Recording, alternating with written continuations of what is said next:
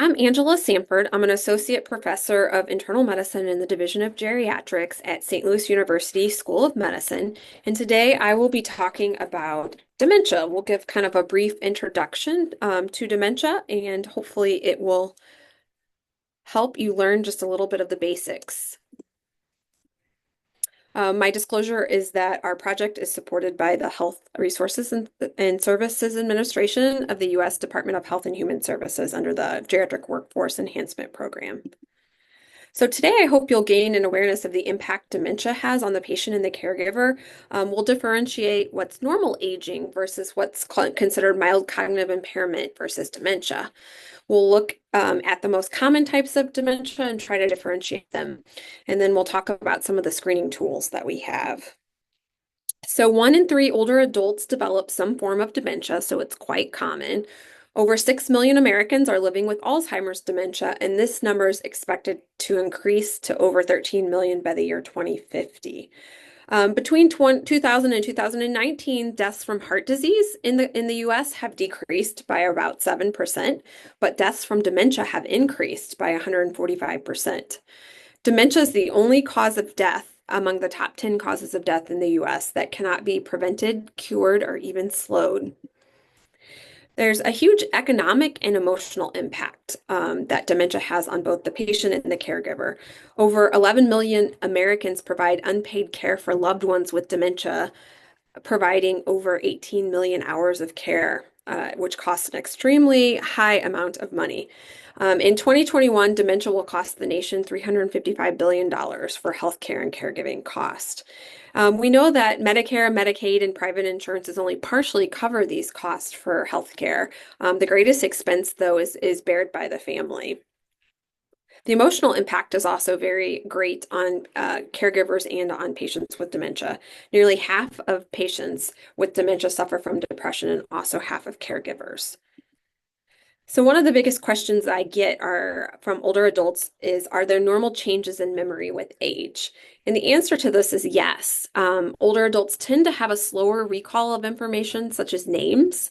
I use the example of going into a room, and you can't remember what you went into the room for. So it would be normal aging if you are able to eventually remember, oh yeah, I left my keys in this room and that's what I came into the room to get, versus if you were never able to figure out what you came into the room for. Another normal age-related memory change is that there's an increased effort needed to learn new tasks. So, for instance, this is why older adults, it takes a little more repetition and more practice for them to learn new technology like an iPhone. Whereas if you give that same iPhone to a 13-year-old, their 13-year-old grandchild, they'll figure it out in no time, but the older adult tends to need more repetition. There's a greater difficulty multitasking with age. So usually I hear this from women who tell me, when I was younger, I was able to cook dinner and I was able to balance the checkbook and talk on the phone all at once. Now I would burn the dinner and my checkbook would be inaccurate if I tried to do that while I talked on the phone. So a little bit difficulty with multitasking is normal with aging. There's an easier distractibility and also just an overall slower processing speed. A lot of times I have to remember to slow down and speak slower because I tend to speak fast. And so sometimes I'll have patients that will remind me, hey, slow down. So this would be normal with aging. But one thing that's not normal is dementia. So once we cross over into the dementia threshold, we don't consider this normal. It's common in older adults to have dementia, but not normal. So how do we define dementia? Dementia is defined as memory impairment plus a decline in one or more cognitive domains. In the brain, we have 6 cognitive domains. They're learning ability, social function, visual spatial function, language, complex attention, and executive functioning. So in order to meet the criteria for dementia, you have to have just impairment in the memory plus a decline in one of these domains. There has to be a significant decline from previous abilities. So a lot of times I'll ask, what was your loved one? What did they used to be like? Did they used to get out and do these activities and now they're unable? Did they used to be able to pay their checkbook and now they're unable? Because in order to qualify for dementia, it has to be a decline from what they were used to be able to do. In order to meet the criteria, you also have to have an impairment in daily functioning. And the decline tends to be progressive over time. Families will tell me it's getting worse and disabling, and dementia is caused by damage to the brain. So there are many types of dementia. Dementia is sort of our umbrella term that describes memory loss plus impairment in one of those cognitive domains we just went over. But there's many types that we classify as dementia. So Alzheimer's disease, vascular dementia, Lewy body dementia, frontal temporal dementia, and Parkinson's disease with dementia. Those are the main types, and those are the ones we will cover today. So 5 to 8% of people over 65 have dementia, and that number shoots up to over 40% of those who are over 90 have dementia. Yeah, the prevalence of dementia increases by about 5% every 5 years over age 65. So if you live long enough, it becomes quite common. A little bit of humor when I was going through the Alzheimer's website, I found that I was just looking at this chart which talks about the prevalence of dementia in the different states. And I was thinking, well, I wonder why different states would have, different prevalences. And when I came across just the District of Columbia, which is in Washington, D.C., has the highest of all the states. And that's where all of our politicians live. So we can blame the things being done in Washington on the high prevalence of dementia there. So there are several risk factors for dementia. Ones that we think are definite risk factors are age. So if you live long enough, you have a higher risk. Down syndrome also predisposes to dementia if there's a family history. And then this ApoE4 allele goes along with the family history, the familial type of Alzheimer's.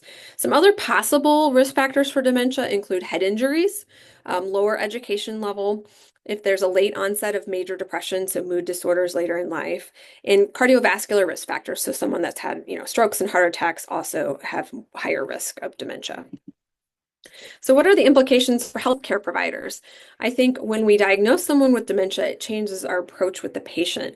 One of the things I ask myself, when I know someone has dementia, should I be asking for their caregiver or for a family member to be present so that the information I'm giving them, is conveyed to someone else as well? Should we provide both written and verbal instructions? Written's often better because they'll forget maybe what we say verbally. And then it helps me look at is the person getting enough care at home? Is there enough oversight? Is there a pattern to repeat hospitalizations, ER visits that may indicate that they need a little more help at home? And then once I know someone has dementia, I can also assist the caregiver if there is a caregiver involved, and ask the caregiver, how are you handling the caregiving role? And is there any caregiver burnout? And then dementia is a terminal diagnosis, meaning it does progress. And if you live long enough, people die of dementia. So that helps us determine what's the overall life expectancy. If I know someone has dementia, I know their life expectancy is usually shortened. And how does that change the big picture in our management? So it may not make sense to do some of the things like mammograms and, bone mineral density test if the person has a very limited life expectancy because they have dementia. So one of the things we have to differentiate between dementia is mild cognitive impairment, or we call it MCI. Mild cognitive impairment is memory impairment that's significant enough to be noticeable to the family and or the individual, but it doesn't interfere with daily activities. So remember, dementia, by definition, has to interfere with the memory impairment has to interfere with daily activities. So mild cognitive impairment occurs in about 10 to 20% of adults over 65. It is a risk factor for the development of Alzheimer's and other dementias. I always tell people about 30% of those with mild cognitive impairment progress to the dementia range each year. But the good news is that 70% of people don't progress. So some people just stay in the mild cognitive range for the course of their, illness, and others progress. So these are the 3 stages in the development and progression of dementia. Everyone experiences these stages at different rates, so it never fits into the nice graph that we see. Everyone's, goes down a slightly different path. But there's this preclinical phase, and this is a silent phase where there's changes in the brain taking place, but there's no symptoms. The person doesn't yet have symptoms. The family members are not noticing anything. It usually, we think, starts about 20 years before the dementia, actually, before you see signs and symptoms of it. This is why we've had a difficulty curing Alzheimer's disease and other dementias, because these changes in the brain take place and no one knows that it's occurring. So some of those people will stay in the preclinical phase. Some of them will transition to the mild cognitive impairment path and stay in that range.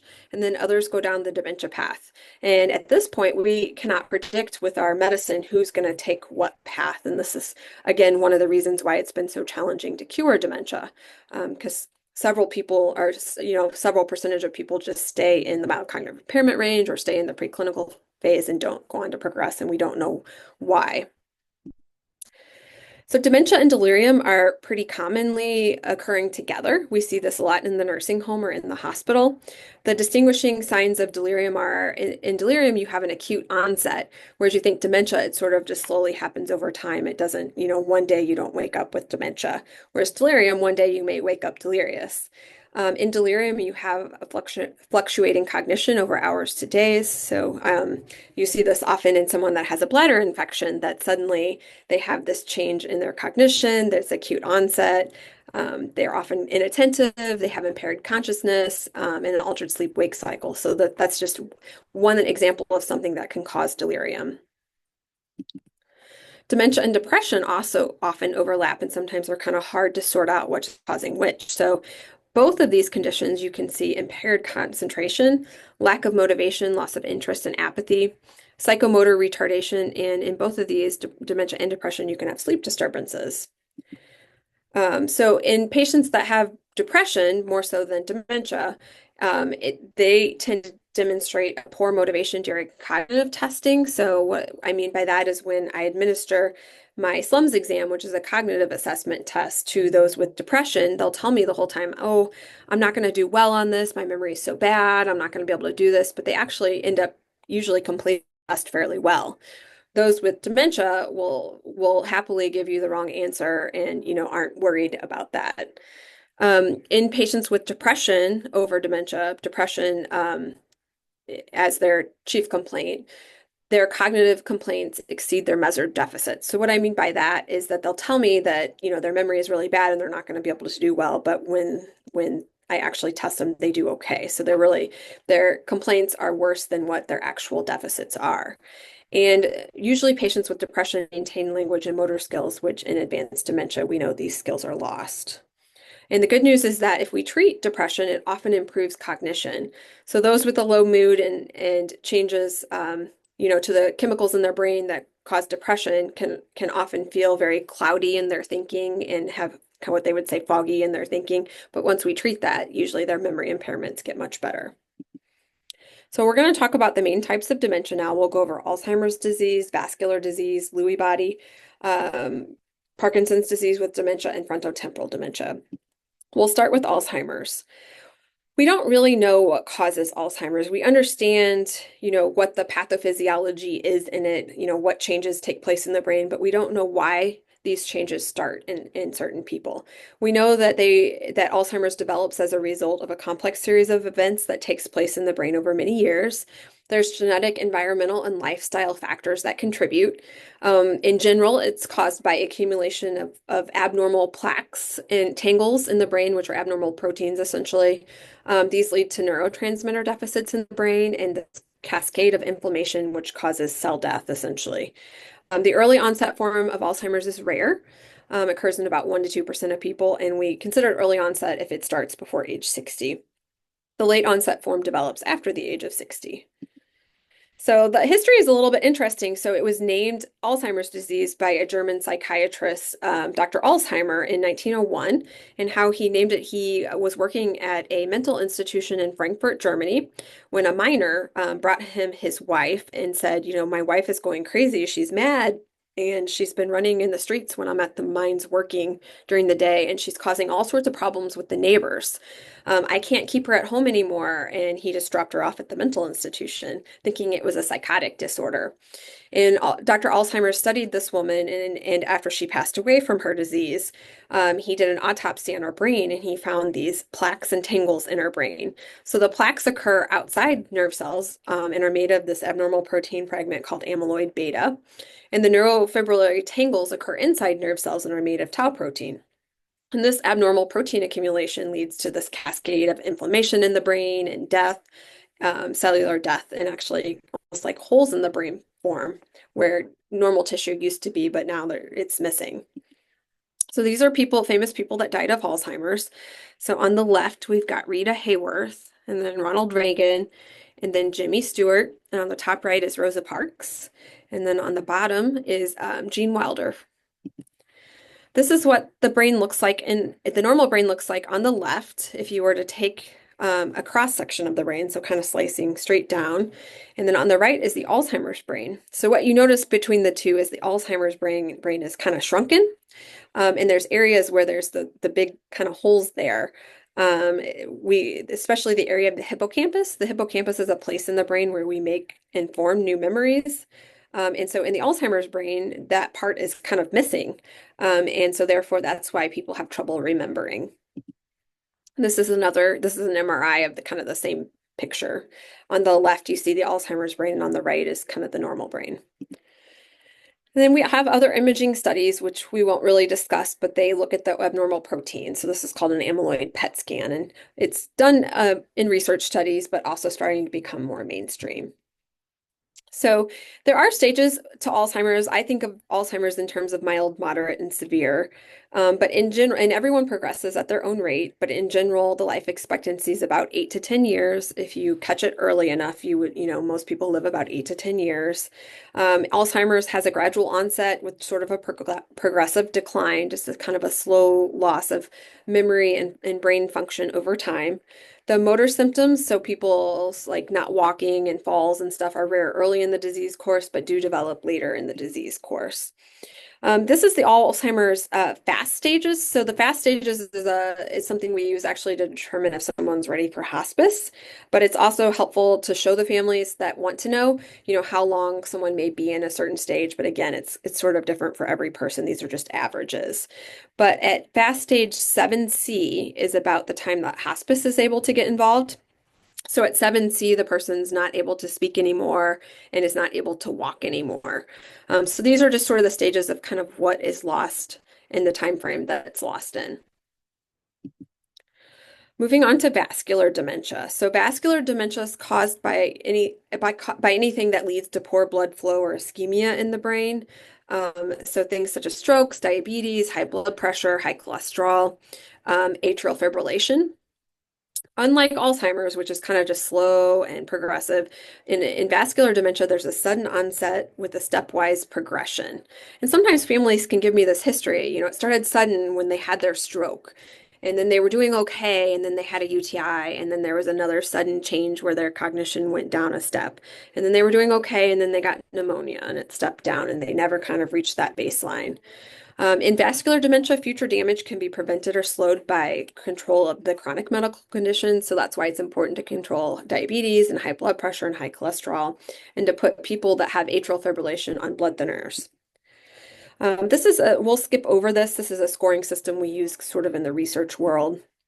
So in vascular dementia, these are MRIs of the brain. You can see those white patches. The white patches are what we call small vessel disease. On the top, small vessel disease, and then on the bottom, the white patch indicates because it's together a stroke. So someone had a stroke in that area of the brain where the white matter is, or where the white patch is. So moving on to Lewy body. Lewy body is probably widely underdiagnosed. There's more people that have Lewy body than what we diagnose, but it's an interesting dementia. One of the hallmark symptoms of Lewy body is people have visual hallucinations. And in Alzheimer's disease, they have hallucinations too, but it's usually later on when their disease is pretty severe, pretty advanced. In Lewy body, a lot of times they have hallucinations as one of the presenting symptoms. So it's early on before their memory loss gets that bad. So that's what makes it different. So Lewy body is caused by abnormal protein deposits or Lewy bodies in the cytoplasm of the neurons in the brain. It's on the same spectrum as Parkinson's disease, so sometimes they can be hard to tell apart. Some other things that you'll see with Lewy body, they have abnormal movements during sleep, meaning they move around, people move around a lot, and it's what we call acting out their dreams. So they, may be running in their dreams. Well, their legs are moving like they're running. That's one of the earlier signs of Lewy body as well. They may have motor dysfunction, like Parkinson's. Usually they kind of have that shuffling gait and they fall. They can have a tremor, but oftentimes it's more of the other motor symptoms. And then fluctuating attention is also common. So in Lewy body, the symptoms are dependent on where in the brain the Lewy bodies deposit themselves. So if they form in areas that release the acetylcholinesterase neurotransmitter, which is what's missing in Alzheimer's, they may have more of an Alzheimer's type picture. But if these Lewy bodies deposit in areas that release dopamine, which is the common neurotransmitter that's involved in Parkinson's disease, they'll have more Parkinsonian features. And then when the Lewy bodies are deposited in the back of the brain, that's where our occipital cortex, or where our vision is formed from, then they'll have hallucinations. These are the famous faces of people that have passed away from Lewy body. Everyone knows about Robin Williams on the top left. He had Lewy body. And then next to him is Estelle Getty. She's from the Golden Girls. And then on the far right top is Jerry Sloan. He was a Bulls basketball coach and player. And then the bottom left was Stan Mikata. He was a hockey coach and player. And then Casey Kasem with the bow tie. And then on the bottom right was the man, I don't know his name, but he invented those lawn flamingos that used to be so common years ago. So in the Lewy body imaging, it's really interesting. So on the left is the normal brain, and the middle is the Lewy body, which is very similar to the normal brain. Imaging doesn't help as much in Lewy body as it does in some of the other dementias. And then on the right is the Alzheimer's brain. So the Lewy body brain may be a little bit more what we call atrophied or shrunken a little bit, but it's not as bad as the Alzheimer's brain. And this is one of those special scans that looks for, it doesn't look for Lewy bodies like the amyloid PET looks for amyloid plaques, but this is another type of imaging study we can use to help us determine if someone has Lewy body. So next is Parkinson's disease with dementia. So Parkinson's disease is a chronic progressive neurological condition. So normally we'll see people that have tremors and muscle stiffness. They've got that slow shuffling gait. And a lot of times they have what we call mass facies, where they kind of don't have emotions in their face and their face is sort of fixed. Most people who have Parkinson's, if they live long enough, will develop dementia. It's about 50 to 80%. And their memory loss tends to have more mood symptoms. So memory loss in Parkinson's also has more like depression, anxiety, and they also have hallucinations. In Parkinson's disease, one of the first changes we see in the brain is the visual spatial functioning. So people with Parkinson's have trouble parking, so like driving concerns earlier on in the disease course than say the person with Alzheimer's or other types of dementias. I'll hear also they trip over curbs because they just don't have the awareness, the depth perception of where the curb is. So Parkinson's disease with dementia is very similar to Lewy body, and the two can be hard to tell apart at later stages, especially because there's a lot of overlap. But the timing differentiates. So in Lewy body, the memory impairment has to come before or with the motor symptoms.